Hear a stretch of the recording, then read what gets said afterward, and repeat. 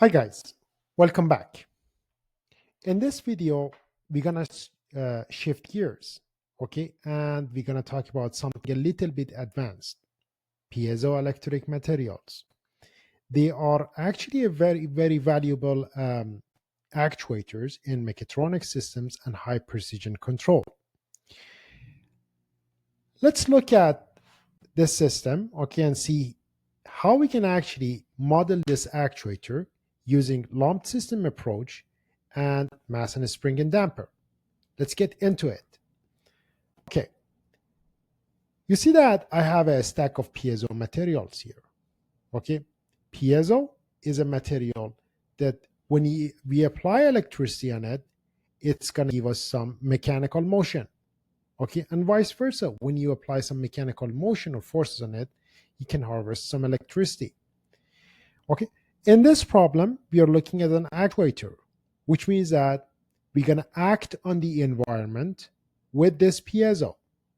Now, assume that I have a stack of piezo and I'm going to somehow charge this or supply this with some electricity. This one is going to expand, okay? And this is going to move mass M1 to the right or to the left. And also assume that I have another stack of piezo, which somehow keep the contact between mass M1 and a slider mass M2 all the time. Okay, so since I do not have a vertical motion in this part, okay, and I'm assuming that there is always a contact between mass M1 and mass M2, I'm going to totally neglect the vertical motion.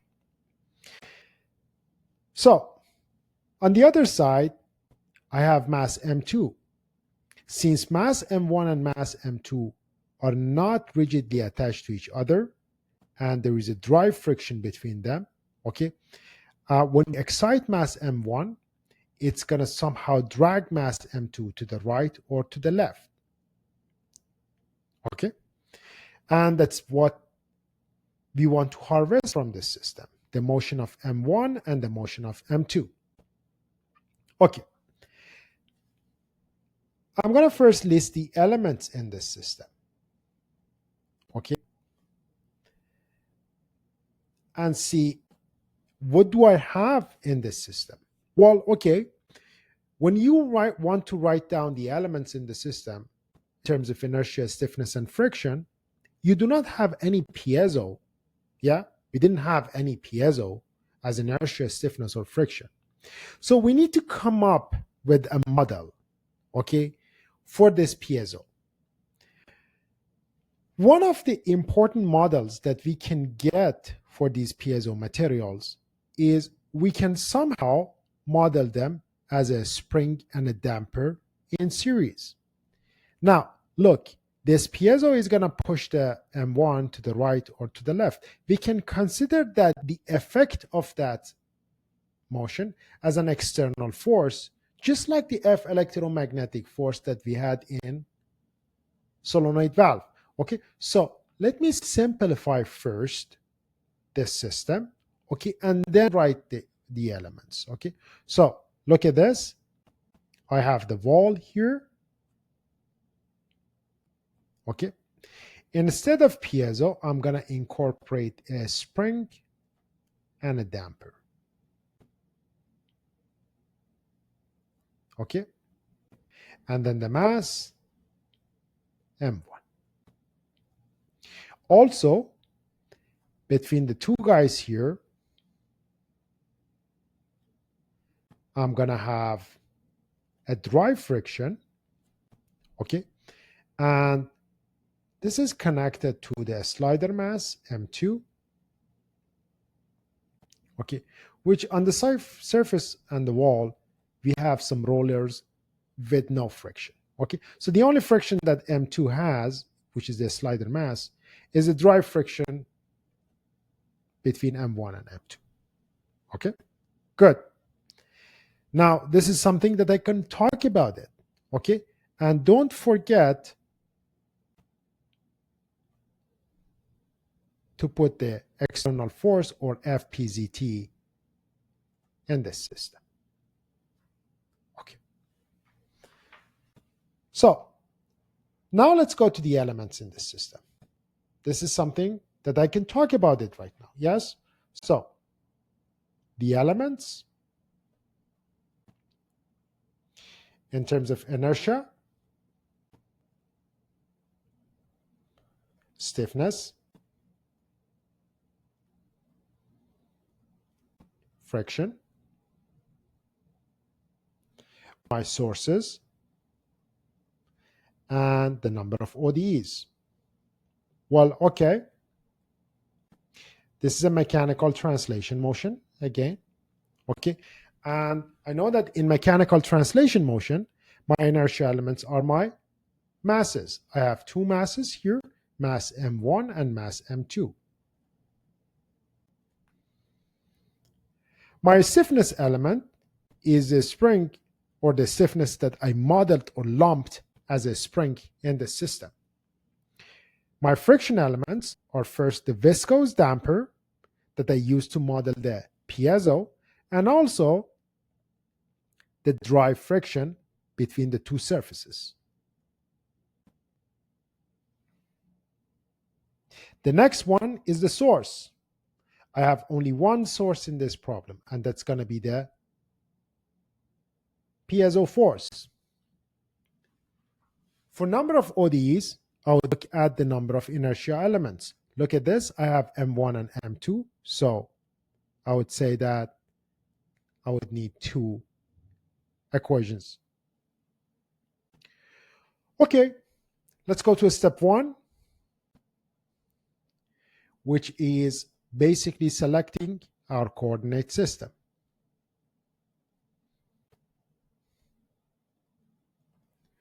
Note that I have two masses, or I have two independent motions in this problem. Okay, the motion x1 and the motion x2. Okay, and I need two coordinate systems.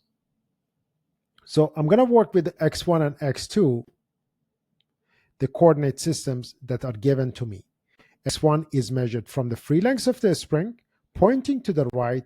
Okay, and x2 is also pointing to the right. Step two.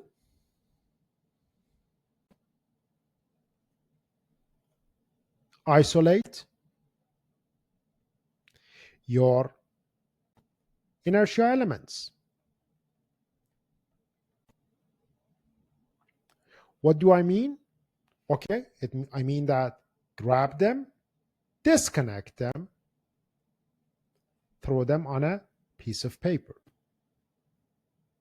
So this is my M1 and my M2. Okay, to make it a little bit nicer for myself, I'm going to show the coordinate system x1 and x2 on top of these guys as well. Okay, step three is the heart of my solution. That's going to be the free body diagram. Yes? Okay, so let's go after few CSR. Okay, friction. I have two friction forces. One is the bearing, one is the damper, B, which is a viscose friction force. And for this one, I do not have any problem because only one side of this damper is moving, the other side is attached to the wall. Okay, so the magnitude of the friction force here would be Bx1 dot. The direction is, if you assume x1 is actually, m1 is actually going in positive x1 direction, it's going to oppose the direction of motion. The other friction force that I have is the F dry between the surfaces of M1 and M2. Look at this. For this F dry, I know that it's an action and reaction force. Okay. And based on Newton's third law, okay, they are the same magnitude, opposite direction. So my job would be just figuring out the direction on one side, either the side of M1 or M2, and then the other side would be automatically known. So let's say that this is F try, okay, and I need a SGN function or sine function to flip the direction automatically as well. Yes, okay. Now, if you look at the motion of M1 and M2, you notice that the direction of F dry is basically mandated by the relative motion between M1 and M2, relative velocity between M1 and M2. Okay, so it's very important that you figure out what you want to put inside these parentheses. Okay, now here's my question. What do you think would be the direction of motion between M1 and M2? Yes, or what is the direction of the relative velocity between M1 and M2? In other words, my question is this. If you are talking about the relative velocity between two bodies, okay, you're either talking about x1 dot minus x2 dot or x2 dot minus x1 dot. Which one do you want to put there? And when you put any of these two guys there, how is it going to change your free body diagram? Okay, so let's look at this. What I would do is, again, I would put something inside these parentheses and make inside the parentheses positive based on my assumption. Okay, based on my assumption. So you need an assumption here between x dot 1 and x dot 2. Here is the question. Which one, M1 or M2, which one do you think that has higher velocity? Okay, in other words, x dot 1 and x dot 2, which one do you think is bigger, or assuming it's bigger? Okay, it's a valid question, yes? Okay, so what I would look at this system, or how I would see this system is, since the power is flowing from M1, let me just show it here. The power in this system is actually flowing from M1 to M2, okay? Then my assumption here is the velocity M1 or x dot 1 is greater than or equal to x dot 2.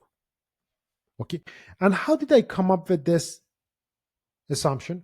Well, I just look at the power flow in the system. The power flows from M1 to M2, okay? Then I would assume that M1 has higher velocity. Okay, so my assumption here is x dot 1 is greater than x dot 2. So I'm going to discard this guy and I'm going to work with SGN x dot 1 minus x dot 2. I'm going to put x dot 1 minus x dot 2 here. Yeah? Okay. So this is going to be basically flipping the signs for me. Okay. Now, what is going to be the direction of motion? Or what's going to be the direction of F dry between these two masses? Okay. I assume that x dot 1 is greater than x dot 2. So let's go ahead and grab the pin and the hammer. Let's go ahead and pin the one that moves slower to the wall. Yes, if you pin this one to the wall and move M1 in the positive x1 direction, you notice that the distance between M1 and M2 becomes bigger. It sounds like the relative velocity is going to the right. So the friction force goes to the left. You figure out this guy, the other guy would be automatically known since they are action and reaction forces. Yes, so you figure out one side, the other side would be automatically known. Again, guys, how did I figure out? First, make an assumption. Based on your assumption, keep inside the parentheses positive. Now, go ahead and pin the one that moves slower based on assumption to the wall and move the other one on the positive direction, and then speculate. As simple as this. Okay. So let me just get rid of these guys. Okay, and I'm going to bring my assumption a little bit up and make everything a little bit nice and neat. Okay, now this was my friction force. My external force in this problem is pretty clear. That is going to be my FPZT. The direction and magnitude of this one is given to me. So this one was also easy. What is the next one? Weight. Well, okay, I do not have any motion on the vertical direction. I'm going to neglect the weight. The same thing, the contact force. If you isolate the bodies, you need to consider the contact force between them. However, that contact force is also on the vertical direction. So you can safely neglect that one. The next one is the spring. Yes? You have a spring here. Again, this spring is very easy to model since only one side of it is moving, the other side is clamped to the wall. So I'm going to show the spring force here. Okay. And the magnitude of that guy is going to be kx. You just need to figure out the direction. Yes. Imagine yourself as the spring. If the box moves to the positive direction x1, do you think that you're going to be stretched or compressed? Definitely you're going to be stretched. Yes. When you're stretched, you're going to pull back. Yes. You're going to pull M1 back to yourself. Okay. Spring is done. We do not have any rope in this problem. Okay. We are done with the free body diagram. Let's go to step 4, which is the equations of motion.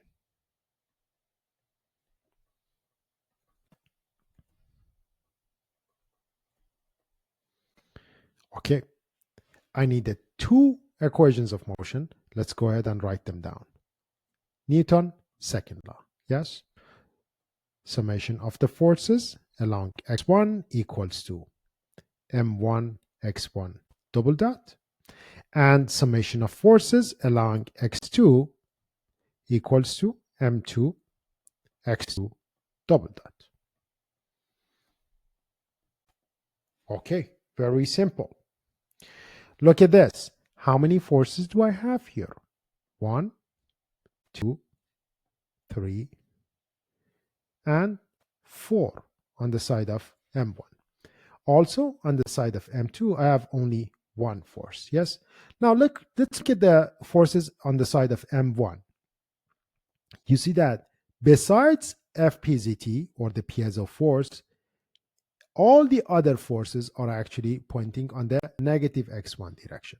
Okay. So let me put them here. So FPZT positive, the rest of them negative. Kx minus bx dot minus f dry sgn x dot 1 minus x dot 2 equals to m1 x1 double dot. Yes. Now let's go to the next one, which is m2. If you look at this problem, you see that you have only 1 force, and that force is actually in the positive x2 direction. So f dry sgn, or sine of x dot 1 minus x dot 2 equals to m2 x2 double dot. Super easy, yeah? Okay. Now let's clean these 2 equations, okay, and then wrap up. I'm gonna keep the input on one side, bring every dynamic terms to the other side. So this is gonna be FPZT equals to M1 x1 double dot plus B x dot 1 plus kx1 plus f dry SGN of x dot 1 minus x dot 2. Okay, and similarly for this next second equation here, I'm gonna bring all the dynamic terms on one side. Okay, so this is going to be m2 x2 double dot minus f dry SGN of x dot 1 minus x dot 2 equal to 0. Okay, and you guys notice that because I have the SGN function in these problems, okay, and this is actually a nonlinear model because I have the dry